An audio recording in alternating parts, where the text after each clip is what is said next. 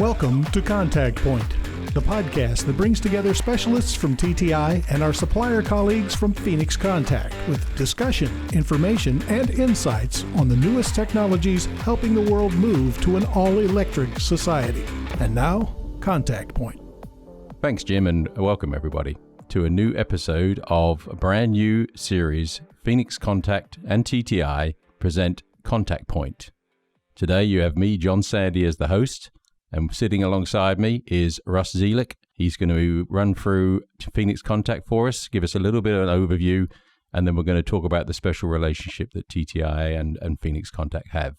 Welcome, Russ. Thanks, John. Really nice to be here with you, especially on this initial episode of Contact Point. It's nice to be here in Texas. I always enjoy my time in Fort Worth, particularly once the hot weather broke and we got some nice cool weather down here for a change. Yeah, it's nice not having 107 plus, that's for sure. Absolutely. Okay, so why don't we begin, Russ? Why don't you tell the audience a little bit about yourself, a little bit about your background and your time at Phoenix Contact? Sure. I'm the director of the electronic channel, distribution channel for Phoenix Contact, based out of Harrisburg, Pennsylvania. I've been doing this role for about 12 years now, going on 12 years, working with TTI that entire time. It's been a privilege and an honor, made a lot of good friends and a lot of great relationships along the way. So essentially have a team that manages the channel partner relationships. You know, I'm sure we'll have opportunities to talk to several of these folks in subsequent episodes as they go forward, but Alvin DeLita and a specialist, Matt Ferrara, as well, to support them. What would be interesting for our audience to know about Russ that maybe we don't know today?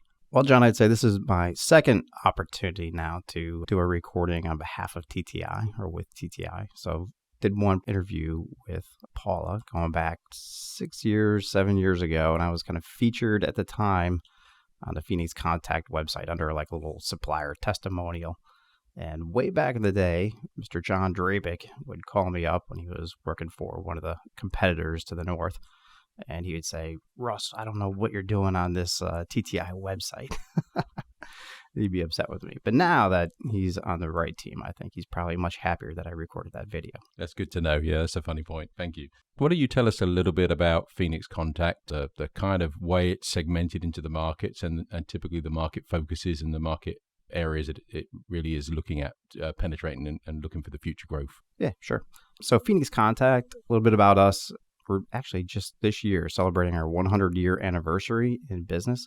Privately held organization based out of Blomberg, Germany, kind of primarily focused in industrial controls, automation, some building automation. Those have been our traditional marketplaces, and that's kind of got us here this far.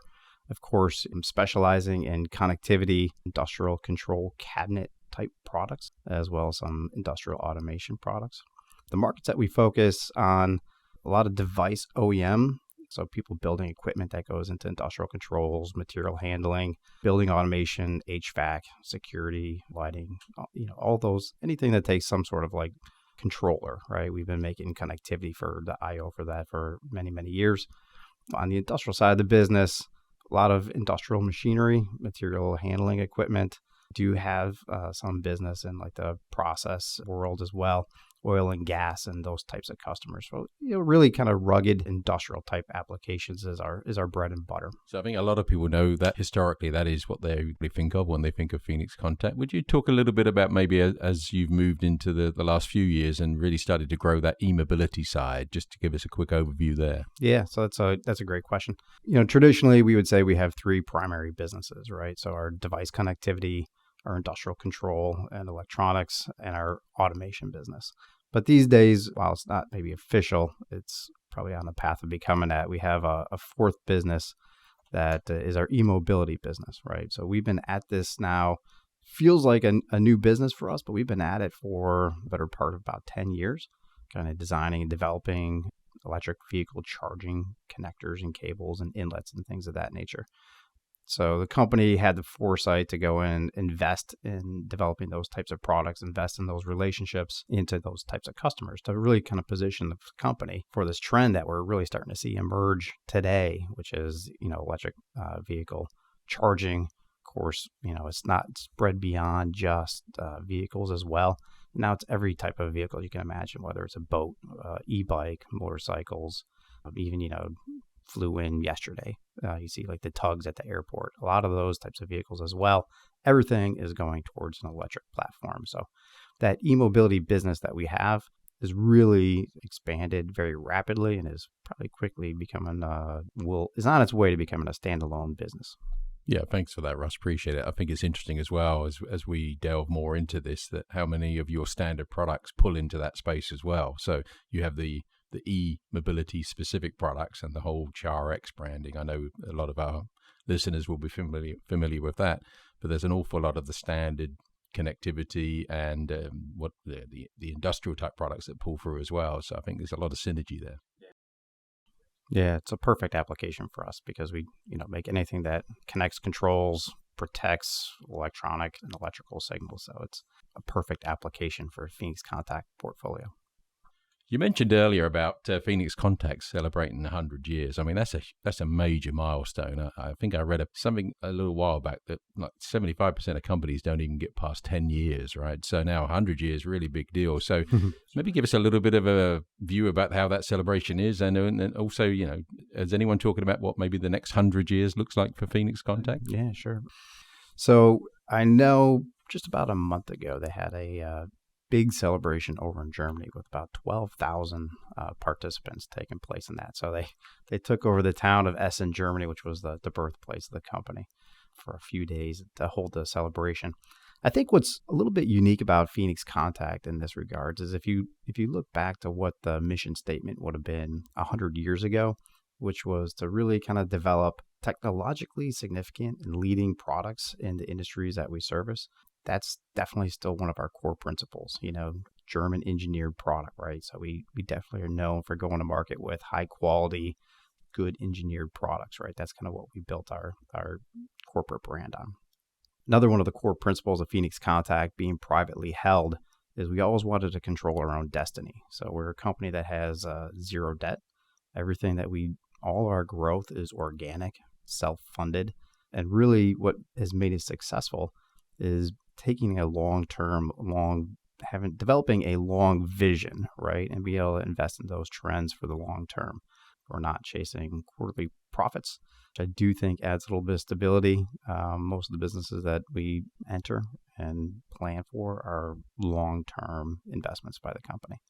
If you look forward to the next 100 years, we've done a really good job of developing and starting to communicate this vision, what we call the all-electric society. And it's really an all-encompassing vision for our organization, right? So we're at this point in time today where the world is trying to move towards alternative sources of energy, right? We're trying to get away from the carbon-based energy sources. And this is a trend, obviously, that you see in all aspects of your life. Really, you can't get away from it at this point in time. And as we move towards these decarbonized energy sources, everything moves towards an electric platform. And that is really good for all companies in this electronics world, Phoenix Contact just being one of those. And we see a lot of the mega trends around the e-mobility, which we already spoke about, around energy storage systems. We have been pursuing both solar and like wind jet power generation for a long period of time now.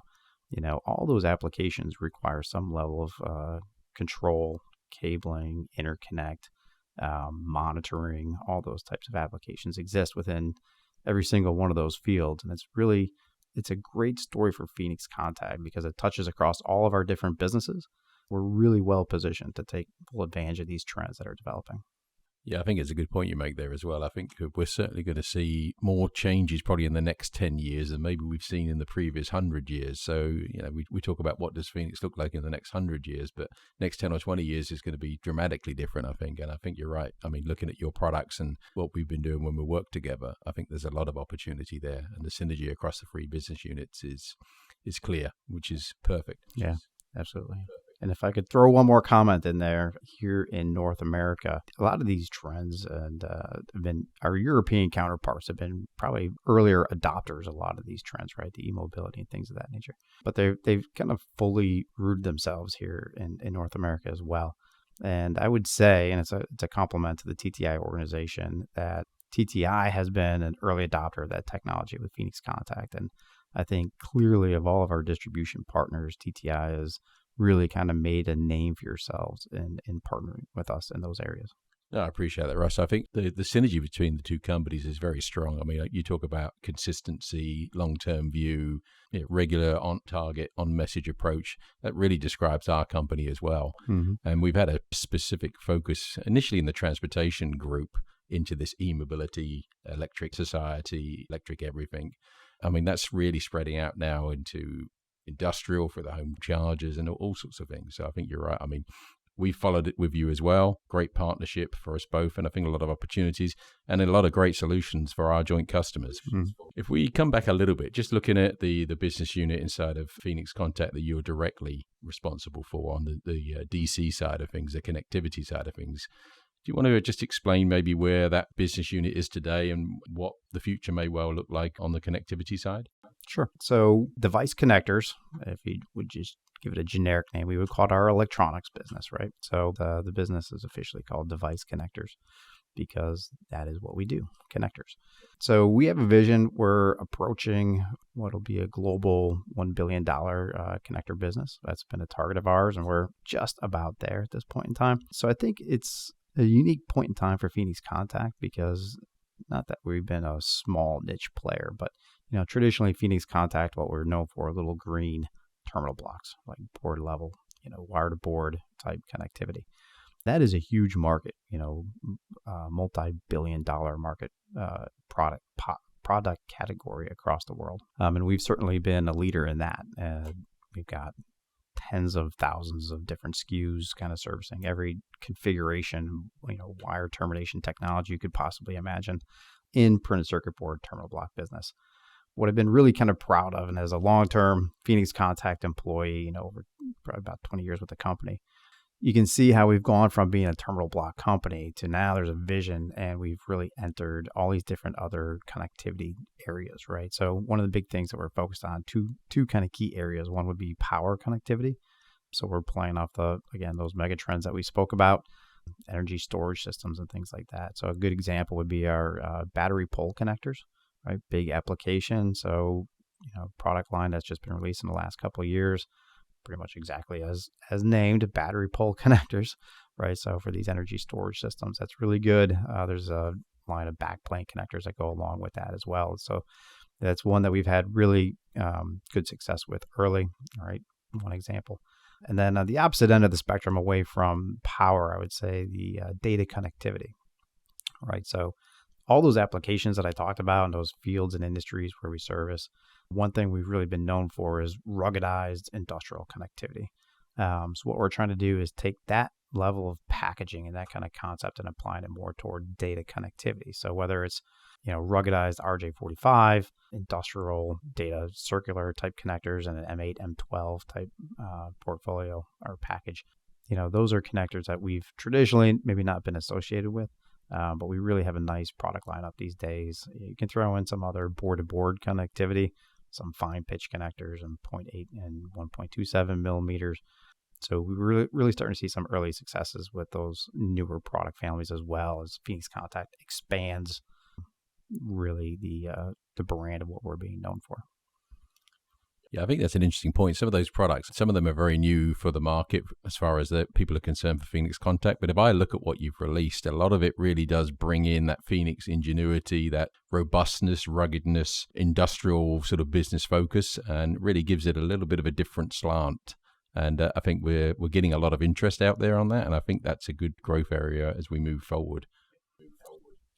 Absolutely. I mean, I would use like single pair Ethernet as an example of a developing trend, right? So all the specifications, the industry specifications are just kind of being written, and there's multiple competing connector configurations out there for it. But Phoenix Contact is on the forefront of all those efforts, and we're certainly leading in the design efforts and product development efforts as well.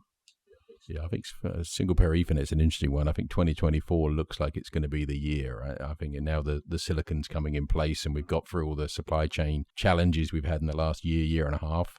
I really do start thinking that single pair Ethernet is going to start taking off, which if you look at the product, I mean, it's perfect. Smaller, faster, can go longer distances, handle the data requirements that everyone's looking for. So definitely, I think a connector specification is going to have a long road in front of it. And as you said, probably really just getting itself off the ground at this point. Yeah, agreed. Now, obviously, TTI and Phoenix Contact have been together and working together for a long time now. I think the relationship's great. The synergy's really, really good. Maybe just talk a little bit about Phoenix and TTI and what makes it such a great partnership and how that will benefit our joint customers. So I kind of throw out a term here. Sounds a little hokey, but we really pride ourselves at Phoenix Contact on being a relationship company, whether it's with our customers or with our distribution partners. So, if I look back to where we were when I first, became engaged with Phoenix Contact, TTI is a big global distributor, and Phoenix Contact, we weren't nothing, but we were a pretty small player in the overall grand scheme of things. Yet we've always felt like we've had a lot of mind share and a lot of cooperation and really great relationships with TTI. And that's enabled us to have a lot of success and really kind of position us where we're going. And I think that's kind of been the key. And it's a simple word, but just that word relationship, whether it's from a, top level executive perspective, but equally or perhaps more importantly, out in the field, in the branches where, the cooperation takes place day in and day out with the branch planning and how we, mutually work to find ways to satisfy the customer base and, find new customers and bring new technologies in the market and co-promote. And how do we do all those things together? And it's really been a really pleasant cooperative relationship, which is, it seems like that should be the standard, but it's not always so. I think that's really been one of the things that's set us apart. Back in the day, and this is what sounds a little goofy perhaps, but we had this line where, we would come in and we'd say, hey, we know we're not number one on your line card, but we want to be number one in your hearts. And it gets a little laugh out of everybody, but I think that was a really short, sweet way of kind of summarizing how we view the relationship with TTI. Yeah, I would agree with that. I mean, and also from a customer perspective, I think they really see that cooperation in the field. Yeah, helps us deliver a much better experience. No doubt about it. Yeah, I think that's a great point, Russ. And I certainly think our customers see that cooperation and activity in the field. I mean, when you're bringing new products to market, you need the team to be aligned. You need to be aware of the opportunities and then really take that information out to the customer base. And we've seen that development, I guess, over the last 10 years. We've really seen an acceleration of that cooperation in the branches across all the different business units inside of Phoenix Contact, to be honest. So we like to say we develop fantastic products, but we really rely on that relationship with TTI to help deliver that customer experience, right? Because there's so many things that you guys are experts in, the supply chain solutions and logistics that, Phoenix Contact could do those things as well. But, TTI is just really the best partner for us oftentimes to help satisfy the customer requirements, and really all kind of wraps up together between the product and the customer experience to a really attractive package for most of our customers. Yeah. Okay, so just thinking about the balance of this year, obviously we've gone through 2022, which was challenging. 2023, the beginning has been interesting, a little bit rocky, but more stable probably than most people thought it was going to be. What are your views on maybe the rest of this year and even into early 2024? Yeah, we've certainly been through some unique times here the last few years, and Phoenix Contact was definitely not immune to a lot of those challenges, supply chain challenges and capacity issues, and really I think it's, if you've been in this industry for a few decades, as I think both you and I have been, you see a lot of these cycles, but this was definitely a unique one, a unique period in time. So in 2023, we're kind of experiencing what I would say was not a unpredicted scenario, right? So we knew that demand was kind of going to flatten. You'd see business softening a little bit. I like to think of the industry as just kind of catching its breath, taking a pause, say, holy cow, it's been a wild ride the last couple of years. So let's just get our arms around everything now that product availability is better and kind of we're back to what we'd say probably more stable, standard business conditions. So we're kind of experiencing that same thing here in 2023. We kind of expected it after several years of just phenomenal growth, right? Taking us to levels that we've never been before. So it's maybe a little bit of a welcome, like pause on things as well. Looking into the future, we just think that all these mega trends around all things, electric, people talk about Industry 4.0. That's definitely one of the mega trends that's driving our business forward.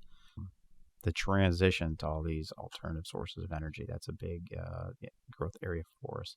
You see, the federal government investing in infrastructure, and the spending bills that have been passed certainly are all going to find their way into our space, right? So we really feel that the wind is at our back. We have just taken a little bit of a pause here in 2023, but we still are very optimistic for 2024, 2025, and really positive viewpoint going forward. So, we are continuing to invest in our organization, our capacities, definitely product development that never misses a beat, right? We just kind of continue to move forward because kind of all systems go. We just need to keep on doing what we do. Yeah, I think that's a really good outlook, actually. I certainly feel the same way. There's so much product development. There's so much technology coming through. There's so much investment needed, particularly as we talk about electric and the infrastructure. So I feel the same way, actually. I think it's never a welcome pause. Certainly, you talk to the bosses, and we always want that to keep on going. But I think it's just a breath. I think that was a really good way of saying it. So, yeah, appreciate that. Mm-hmm.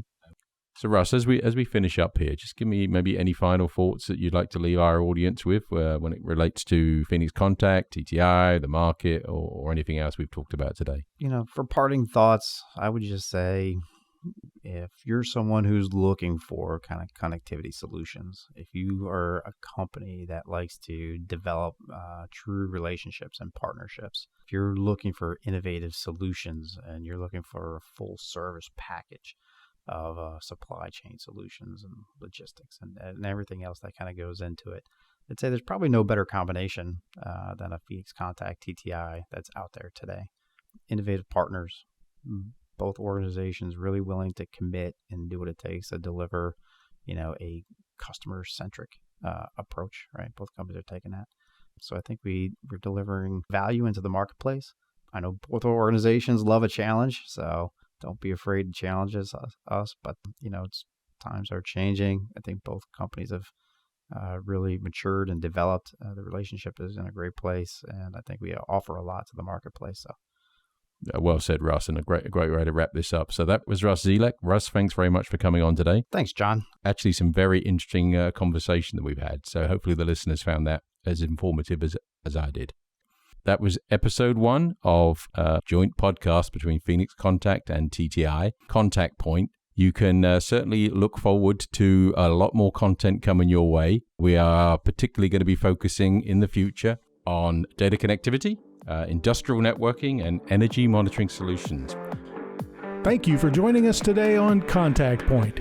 Keep up with the latest episodes on tti.com/podcasts.